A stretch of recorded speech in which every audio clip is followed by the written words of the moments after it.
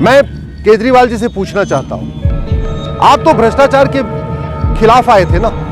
आप तो बार बार कहते हो मैं ईमानदार हूं, आप बार बार कहते हो मैं तो कट्टर ईमानदार हूं, फिर आपकी सरकार कोर्ट में बार बार टाइम क्यों मांग रही है? 2019 से ये पीआईएल चल रही है। आप दिल्ली में किन नेताओं को बचाने के लिए प्रॉपर्टी से आधार को लिंक नहीं कर रहे, लेकिन आज तक उनके वकील हर बार डेट पे खड़े होते हैं और कोई न कोई बहाना लेके टाइम मांग लेते हैं। अब तो यहां तक आ गए, कह रहे प्रॉपर्टी को आधार से लिंक करने का कोई फायदा ही नहीं होगा। मैंने कोर्ट से यही कहा कि अच्छा नुकसान क्या होगा अगर लिंक हो जाएगा?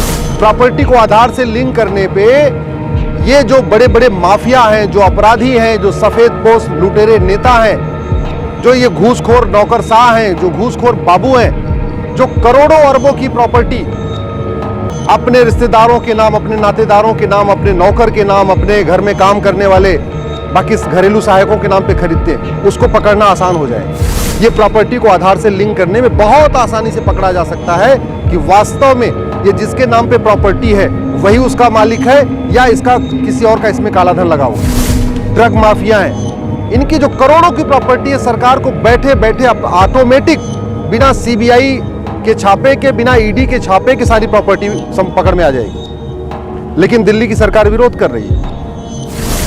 प्रॉपर्टी को आधार से लिंक करने वाली मेरी पीआईएल पे आज सुनवाई हुई है और हर बार की तरीके आज फिर से दिल्ली सरकार ने टाइम मांग लिया।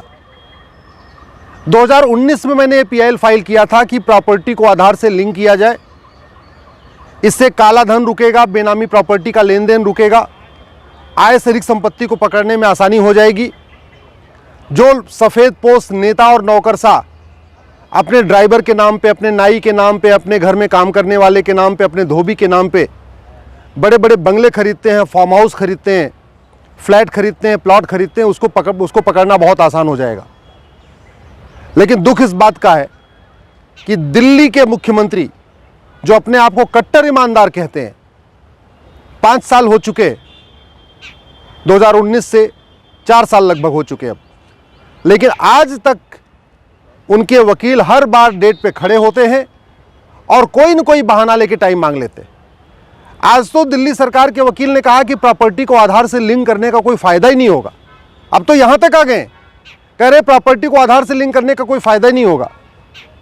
मैंने कोर्ट से यही कहा कि अच्छा नुकसान क्या होगा अगर लिंक हो जाएगा? तो प्रॉपर्टी को आधार से लिंक करने पे ये जो बड़े बड़े माफिया हैं, जो अपराधी हैं, जो सफेद पोस्ट लुटेरे नेता हैं, जो ये घूसखोर नौकरशाह हैं, जो घूसखोर बाबू हैं, जो करोड़ों अरबों की प्रॉपर्टी अपने रिश्तेदारों के नाम, अपने नातेदारों के नाम, अपने नौकर के नाम, अपने घर में काम करने वाले बाकी घरेलू सहायकों के नाम पे खरीदते हैं, उसको पकड़ना आसान हो जाएगा।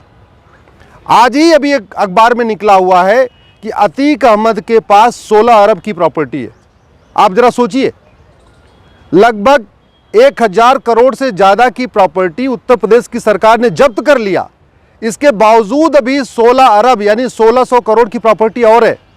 सोचिए, अगर एक माफिया के पास 1600 करोड़ और 1000 यानी 2600 करोड़ की प्रॉपर्टी है, तो भारत में तो हजारों माफिया है। अगर अतीक अहमद के पास 2600 करोड़ की प्रॉपर्टी है तो मुख्तार अंसारी के पास कितनी होगी? बाकी और भी देश भर में माफिया बैठे, उनके पास कितनी प्रॉपर्टी होगी? ये प्रॉपर्टी को आधार से लिंक करने में बहुत आसानी से पकड़ा जा सकता है कि वास्तव में ये जिसके नाम पे प्रॉपर्टी है वही उसका मालिक है या इसका किसी और का इसमें काला धन लगा हुआ है। बड़े आराम से ये जो भ्रष्ट नेता हैं, भ्रष्ट नौकरशाह हैं, जो दलाल हैं, जो कमीशन खोरी करते हैं, जो भ्रष्ट ठेकेदार हैं, जो माफिया हैं, खनन माफिया है, नकल माफिया है, ड्रग माफिया है, इनकी जो करोड़ों की प्रॉपर्टी है, सरकार को बैठे बैठे ऑटोमेटिक बिना सीबीआई के छापे के, बिना ईडी के छापे के सारी प्रॉपर्टी पकड़ में आ जाएगी। लेकिन दिल्ली की सरकार विरोध कर रही है। मैं केजरीवाल जी से पूछना चाहता हूं, आप तो भ्रष्टाचार के खिलाफ आए थे ना। आप तो बार बार कहते हो मैं ईमानदार हूं, आप बार बार कहते हो मैं तो कट्टर ईमानदार हूं, फिर आपकी सरकार कोर्ट में बार बार टाइम क्यों मांग रही है? 2019 से ये पीआईएल चल रही है। आप दिल्ली में किन नेताओं को बचाने के लिए प्रॉपर्टी से आधार को लिंक नहीं कर रहे हो?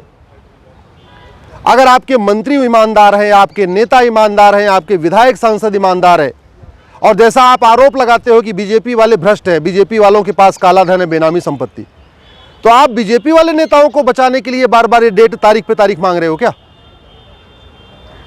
अगर आपको लगता है बीजेपी के लोग भ्रष्ट हैं, बीजेपी के सांसद भ्रष्ट हैं, तो आप प्रॉपर्टी को आधार से लिंक कर दो, सबको पता चल जाएगा किसके पास कितनी बेनामी प्रॉपर्टी है। अगर बीजेपी के सांसदों के पास बेनामी प्रॉपर्टी है तो वो भी पकड़े जाएंगे, और आपके अगर मंत्रियों के पास बेनामी प्रॉपर्टी है, आपके विधायकों के पास बेनामी प्रॉपर्टी है तो वो भी पकड़े जाएंगे।